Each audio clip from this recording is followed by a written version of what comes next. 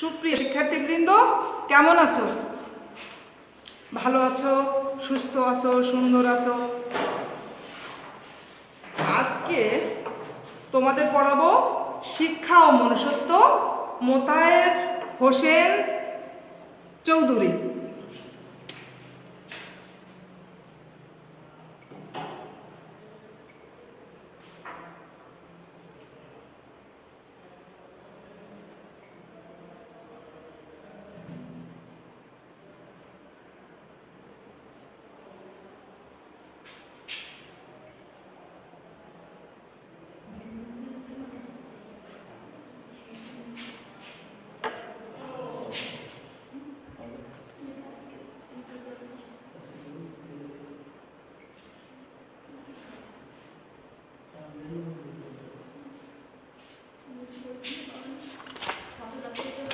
শিক্ষা ও মনুষ্যত্বে বাংলা গদ্যে প্রমথ চৌধুরীর রচনায় বাংলা গদ্যে প্রমথ চৌধুরীর প্রভাব লক্ষ্য করা যায়। এই শিক্ষা ও মনুষ্যত্বে মোতায়ের হোসেন চৌধুরী 1903 সালে কুমিল্লা জেলায় জন্মগ্রহণ করেন আর 1956 সালে 18 সেপ্টেম্বর তিনি পরলোক গমন করেন। এই মোতায়ের হোসেন চৌধুরী শিক্ষা মনুষ্যত্ব প্রবন্ধে তিনি মানুষের জীবনকে একটি দোতলা ঘরের সঙ্গে তুলনা করেছেন। মানুষের জীবনকে তিনি একটি দোতলা ঘরের সঙ্গে তুলনা করেছেন। তার নিচতলা হলো জীবসত্তা আর উপরের তলা হলো মানব সত্তা। এই জীবসত্তার ঘর থেকে মানব সত্তার ঘরে ওঠার জন্য যে মই লাগে সেই মইটা হলো শিক্ষা, তাই তো? এই শিক্ষার আসল কাজ হচ্ছে মানুষকে মনুষ্যত্ব লোকের সঙ্গে পরিচয় করিয়ে দেয়া। এটা হলো শিক্ষার আসল কাজ। এটা কিন্তু ঠিক আসে, অথবা কিন্তু সৃজনশীল প্রশ্ন হতে পারে।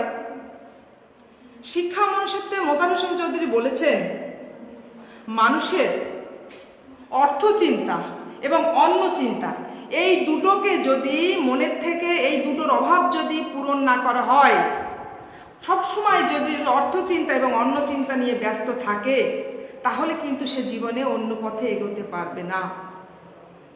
প্রথমে এই দুটো পথ থেকে তাকে সরাতে হবে। এই দুটোর চিন্তা তার মন থেকে মুছে ফেলতে হবে, মানে ওই দুটোর অভাব তার থাকবে না, তাই তো? আর এই অন্ন বস্ত্রের চিন্তা থেকে যখন সে মুক্তি পাবে তখন সে শিক্ষিত হবে, তাই তো? আর এর থেকে যদি সে মুক্তি না পায়, তাহলে অর্থ সাধনায় যে জীবন সাধনা নয় এটা সে বুঝতে পারবে না, তাই তো? মানুষের অন্ন বস্ত্রের প্রাচুর্যের চেয়ে মুক্তি বড়। মানুষের অন্ন বস্ত্রের প্রাচুর্যের চেয়ে কি বড়? মুক্তি বড়। শিক্ষার আসল কাজ কি? শিক্ষার আসল কাজ হলো মানুষকে মনুষ্যত্ব লোকের সঙ্গে পরিচয় করিয়ে দেয়া। মানুষকে মনুষ্যত্ব লোকের সঙ্গে পরিচয় করিয়ে দেয়া।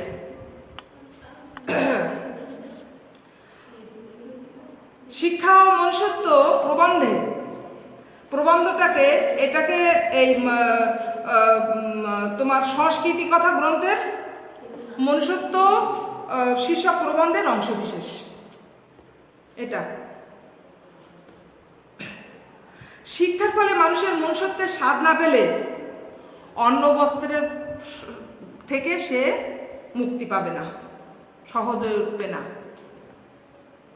শিক্ষার আসল কাজ হলো মূল্যবোধ সৃষ্টি, জ্ঞান দান নয়। এই জ্ঞান দান হলো মূল্যবোধ সৃষ্টির উপায় মাত্র। এটা হলো শিক্ষার আসল কাজ। লোভের ফলে মোতায়ের হোসেন চৌধুরী বলেছেন, লোভের ফলে মানুষের আত্মিক মৃত্যু ঘটে। কিসের ফলে মানুষের আত্মিক মৃত্যু ঘটে? লোভের ফলে। লোভের ফলে মানুষের আত্মার মৃত্যু ঘটে, আর যখন লোভের পাপ হয় আর পাপে তখন সে মৃত্যুমুখী মানে অবনতির দিকে পতিত হয়, তাই না? বারবার সে যদি সবসময় অন্ন বস্ত্রের কথা চিন্তা করে তাহলে সে তার আসল যে পথ, বড় হওয়ার যে সাধনা, যে জ্ঞান লাভ, এটা থেকে সে বিচ্ছিন্ন হয়ে যাবে।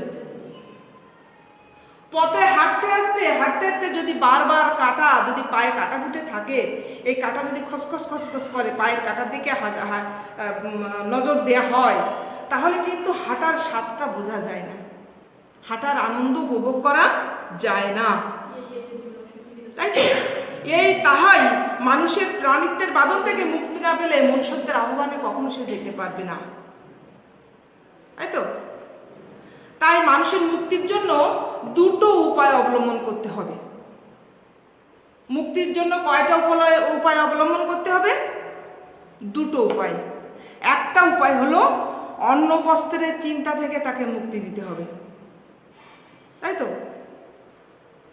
আর আরেকটা হলো শিক্ষা দীক্ষার দ্বারা তাকে মানুষকে মনুষ্যত্ব লোকের সঙ্গে মনুষ্যত্বের স্বাদ পাওয়ানোর সাধনা তাকে আনতে হবে, তাই না?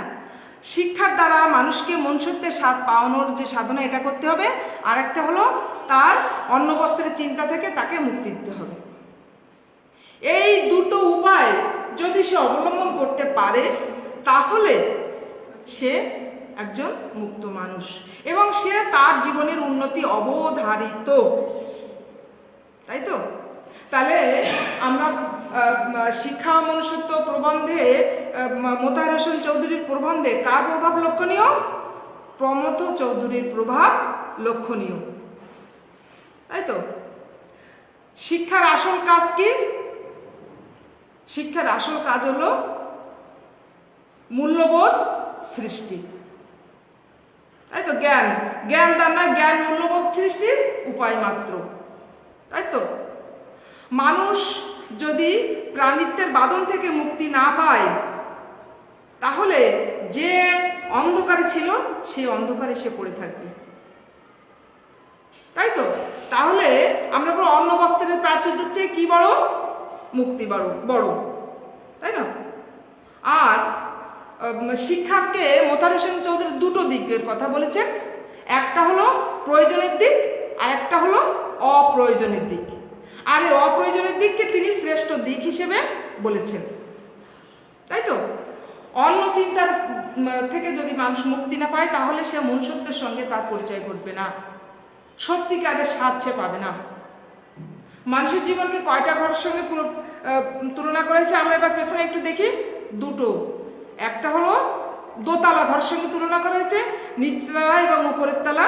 নিচতলা হচ্ছে জীবসত্তা, এই জীবসত্তা থেকে মানুষ সত্তার ঘরে পৌঁছতে হলে কি দরকার? যে মইটা দরকার, এই মইটা হলো কি? শিক্ষা, তাই তো? তো এবার তোমরা এর ভিতরে যে দিকগুলো আছে এই দিকগুলো সব দেখবে, মতো ভালো করে দেখবে, মানুষ সত্তা